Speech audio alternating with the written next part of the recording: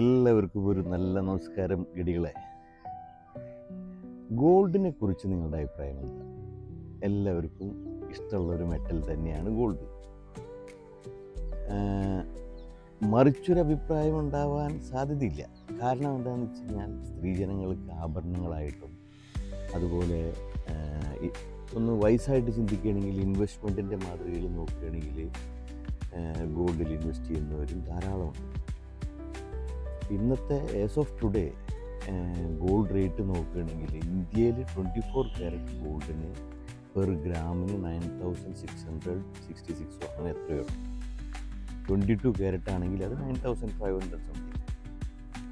UAE 24 carrot ഗോൾഡിൻ്റെ rate ഇന്നത്തെ നോക്കുകയാണെങ്കിൽ 410 7 മറ്റോ. 22 ക്യാരറ്റ് ആണെങ്കിൽ അത് 370 to 80 ആ റേഞ്ചിലാണ് വരുന്നത്. ഇത്രയൊക്കെ വില കയറിയാലും ഗോൾഡ് എല്ലാവർക്കും ഇഷ്ടമുള്ളൊരു മെറ്റൽ തന്നെയാണ്. അപ്പോൾ ഞാൻ വിചാരിച്ചു, ഇവിടെ ഗോൾഡിൻ്റെ ഷോറൂമുകൾ സ്ഥിതി ചെയ്യുന്ന ഗോൾഡ് സൂക്ക് എന്ന് പറഞ്ഞൊരു സംരംഭമുണ്ട്.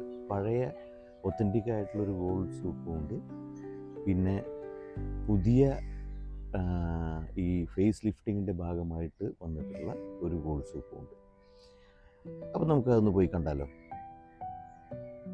ദുബായ് ഗോൾഡ് സൂക്ക് എന്ന് പറയുന്നത് ദുബായിലെ ഒരു ട്രഡീഷണൽ മാർക്കറ്റാണ്. അതിന് 3 കവാടങ്ങളുണ്ട്. 1, 2, 3 എന്ന് പറഞ്ഞിട്ടുള്ള 3 കവാടങ്ങൾ കൂടിയിട്ടുള്ളതാണ് ദുബായിലെ ഗോൾഡ് സൂക്ക്.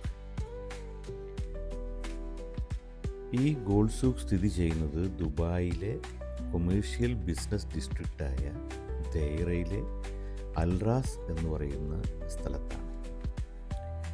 ഏകദേശം 400 റീറ്റെയിലേഴ്സ് ഒരു കുടക്കീഴിൽ വരുന്ന രീതിയിലാണ് ഈ ഗോൾഡ് സൂക്ക് നിർമ്മിച്ചിട്ടുള്ളത്. ജ്വല്ലറി ട്രേഡേഴ്സ്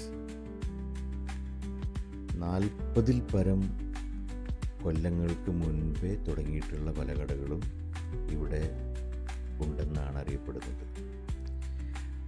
മേജോറിറ്റി ഇവരുടെ trading gold, platinum, diamonds, silver ഇതെല്ലാമാണ്. ഇത് ദൈറ കോർണിഷ് ഏരിയയുടെ ഏകദേശം അടുത്ത് കണ്ടുവരും. ദുബായ് ക്രീക്ക് അതൊക്കെ ഏകദേശം അടുത്തടുത്തുള്ള ഏരിയകളാണ്. ഓരോ കടകളിലും ആഭരണങ്ങൾ,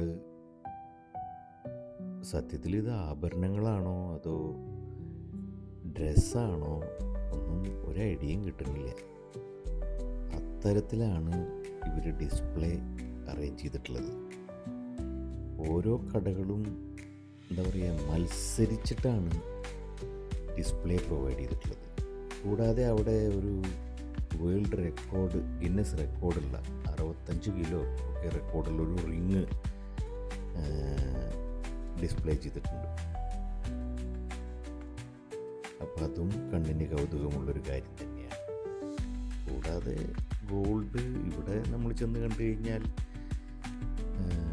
തീരെ വിലയില്ലാത്തൊരു മെറ്റലായിട്ട് തോന്നാം. കാരണം അത്രയും കൂടുതലാണ് ഒരു ഡിസ്പ്ലേ വെച്ചിട്ടുള്ളത് എന്നാണ് എനിക്ക് തോന്നുന്നത്. ഇതൊക്കെ ഇനി ആളുകൾ മേടിക്കുന്നത് തന്നെയാണോ എന്നൊന്നും എനിക്കറിയില്ല. കാരണം അത്തരത്തിലാണ് അവിടെ ഗോൾഡിൻ്റെ പടച്ചട്ട പോലെയൊക്കെ വെച്ചിട്ടുള്ളത്.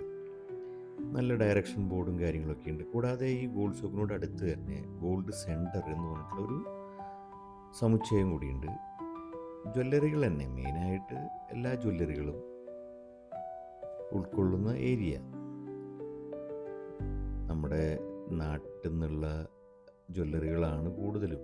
ജോയ ലൂക്കാസ്, മലബാർ ഗോൾഡ്, കല്യാൺ, നവരംഗ്, അങ്ങനത്തെ ഒരുപാട് എല്ലാ ജ്വല്ലേഴ്സും ഒരു കുടക്കീഴിൽ അണിനിരത്തിക്കൊണ്ടാണ് ഈ സമുച്ചയങ്ങളിലൂടെ കെട്ടിപ്പൊക്കിയിട്ടുള്ളത്. പുതിയ ഗോൾഡ് സൂക്ക് എന്ന് പറയുമ്പോൾ ഇതാണ് പുതിയ ഗോൾഡ് സൂക്ക്. പഴയ ഗോൾഡ് സൂക്കിനോട് ഓപ്പോസിറ്റായിട്ടെന്ന് പറയാം. വളരെ നല്ല രീതിയിൽ പുതിയ വെൽ സ്ട്രക്ചേർഡ് ആയിട്ടുള്ള രീതിയിൽ എല്ലാ ജ്വല്ലറികളെയും ഉൾക്കൊള്ളിക്കാൻ, എല്ലാ ജ്വല്ലറിയെയും അക്കോമഡേറ്റ് ചെയ്യാൻ തക്കവണ്ണം വിശാലമായ രീതിയിലാണ് ജ്വല്ലറികൾ മീൻസ് ബിൽഡിങ്ങുകൾ പൊക്കി വെച്ചിട്ടുള്ളത്, ഉണ്ടാക്കി വെച്ചിട്ടുള്ളത്.